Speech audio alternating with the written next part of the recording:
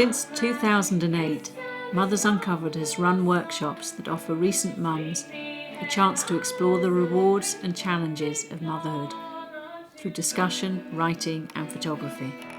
You don't often get this sort of time just to sit and reflect on what is just the most incredible time of our lives. Discussions and issues raised from the groups are turned into honest and touching performances. Performances that reveal what it's really like to be a mum.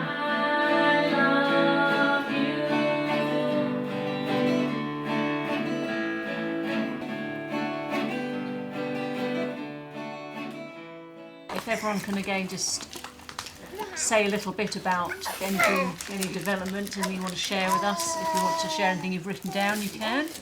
I set up Mothers Uncovered because I wanted to have a space where mothers could come and talk very openly and honestly in a kind of a supportive environment about the huge shift for them from being a woman and being independent to having a baby literally clamped onto them for large parts of the day, and they come ready to talk. This morning I just had this real sudden, I don't know, like a real feeling in my chest. I just looked at him, I was just like, oh my God, I love you so much. And I never had, I mean, although I knew I loved him, but I'd ever had that, something like, oh my God, that feeling's so overwhelming. It takes time to get to love Yeah, someone. well, I knew I loved him, but I just thought it'd be a stronger feeling. We had a quiet moment together yesterday, just playing with each other's faces, and she really belly laughed.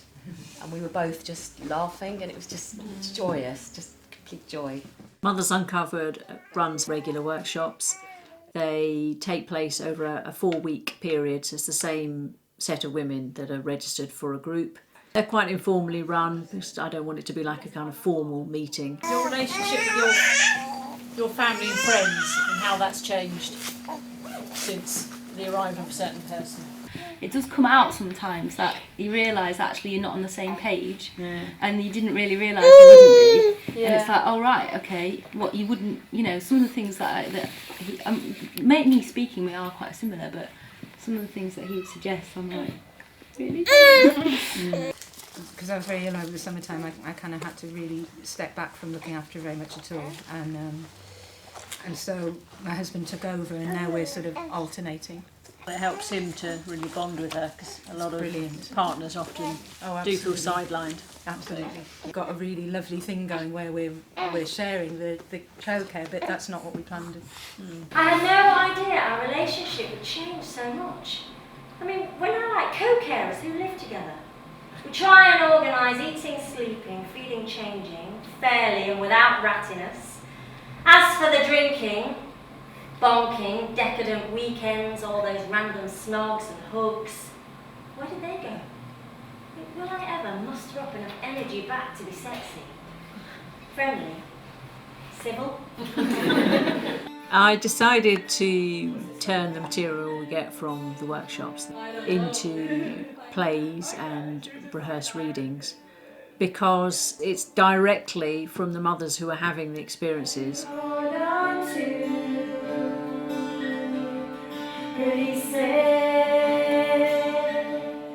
It speaks very truthfully about that period of time, which most women go through.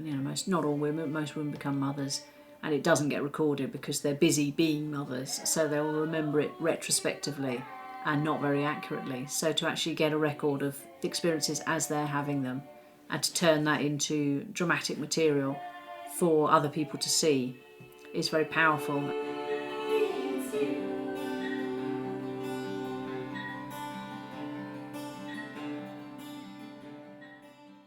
Relationship tip with your own mother is something you don't give much thought to, I think, until you become a mother, because it really throws into focus your kind of upbringing, your thoughts around that.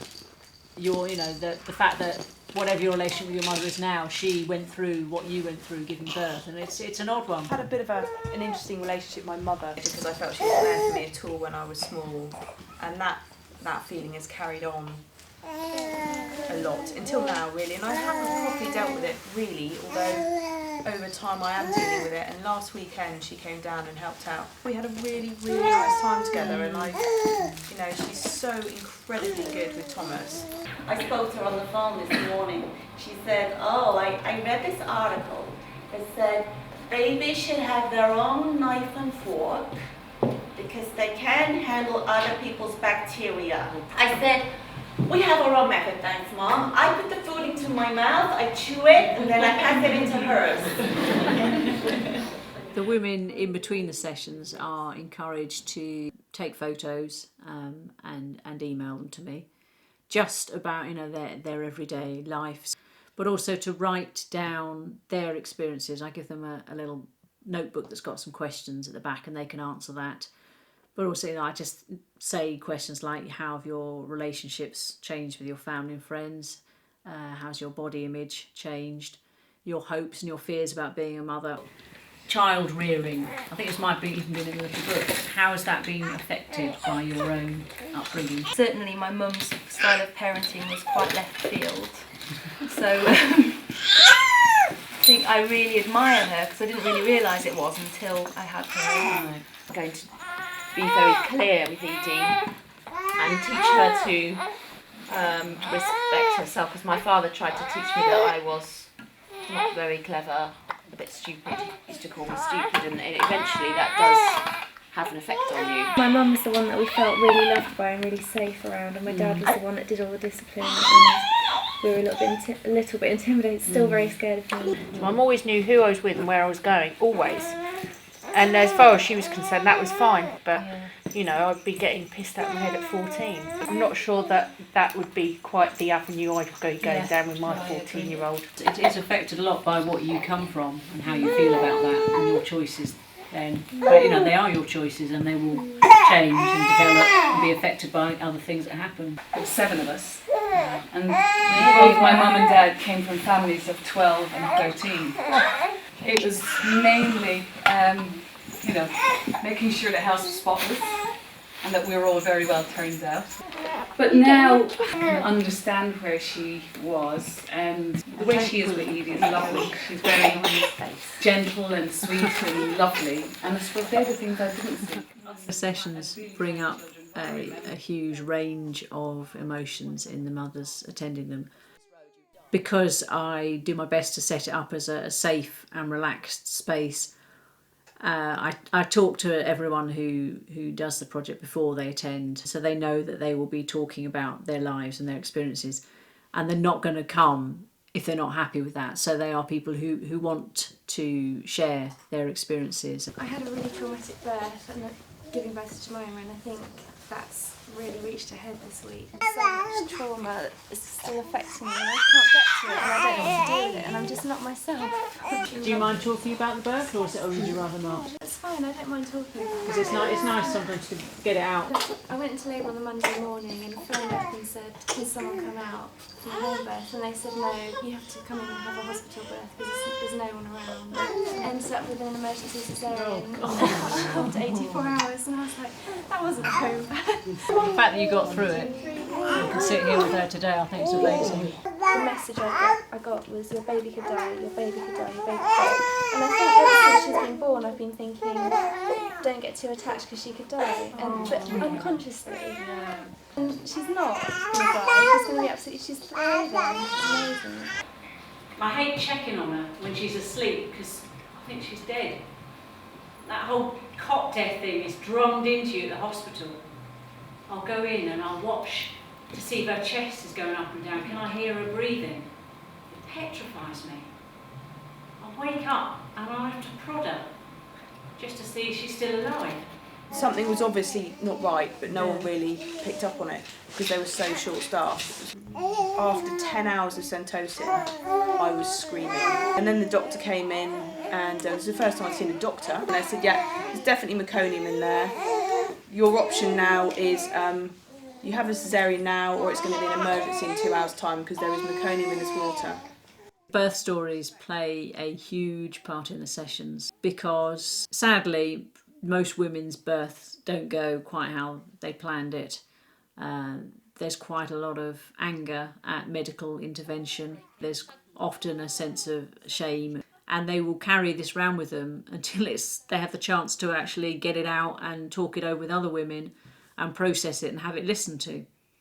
Yeah, I wanted a home birth. Didn't ever consider I wouldn't have a home birth. I went to hospital because I couldn't feel her kicking anymore. I'd done 36 hours at home and I couldn't feel her kicking anymore. I just remember just feeling that it was all out of my hands. I had an epidural, I had Syntocin on, and I felt I was doing quite well, but they said I wasn't doing quite well. I didn't realise that having forceps meant that they were going to give me an episiotomy, which subsequently got really infected. Yeah, it was a nightmare. You know, the fact that your baby is here and healthy, you can sort of focus on that, and the memories hopefully will fade. I have become a different person. In truth, when I walked through the door home from hospital, I couldn't believe the flat was unchanged. In fact, how was it people on our street appear to be going about their daily business as usual? I don't know what I expected. For them to form a chorus line and welcome me into my new life with high kicks and a song. About 5, I rang up the hospital, and she decided I wasn't in enough pain to warrant coming in and stuff like that, and take paracetamol. It's just like, I got a headache, love. I'm in labour. I wasn't excited because we'd been given a 1 in 13 chance of Down syndrome. My fear was that I wouldn't love her for some reason. The first thing I did was check for signs of Downs. Maybe it shouldn't have been that way, but that's the way it was. I knew immediately she didn't have it. I fell in love, and I am actually really happy about my birth story, even though it was a very traumatic, difficult labour. But now I know if I had another child, I know that it wouldn't be a problem at all. I would love that child so much, and it really would be okay. We wanted a home birth, so we called the hospital and they said we'll send a midwife. They sent the midwife at 7. She was born at 8:30 that morning. Brilliant! The crazy thing about it, coming out the other side of it, you must have felt this as well. It's just like, wow, that was the most incredible experience I've ever been through in my entire life. And then suddenly you've got a baby. It's just like, oh my goodness. It's absolutely amazing. I had so much respect at that point for any woman that's ever had a baby. It's amazing, isn't it? When you just think, wow, women are incredible. Your children are not your children. They are the sons and the daughters of life's longing for itself. I think it's important to reflect on being a mum. If you can talk about it and process it, you will feel more confident and you can hopefully be the best mother you could be. You can give them your love, but not your thoughts. It's been the thing that I've been looking for, because you just feel like you're doing it and you don't really stop and look around that much. And this has really helped me to sort of absorb what's going on. All their souls dwell in a place of tomorrow. It's interesting as well hearing other people's experiences, what they're going through. Some things are different, some things are the same. Just feeling like, what you're doing is quite normal. I've really looked forward to it every Friday. I've been looking at myself through those questions or those thoughts every week, and it's been a really wonderful process. I've really enjoyed it and just sad that it's only for 4 weeks.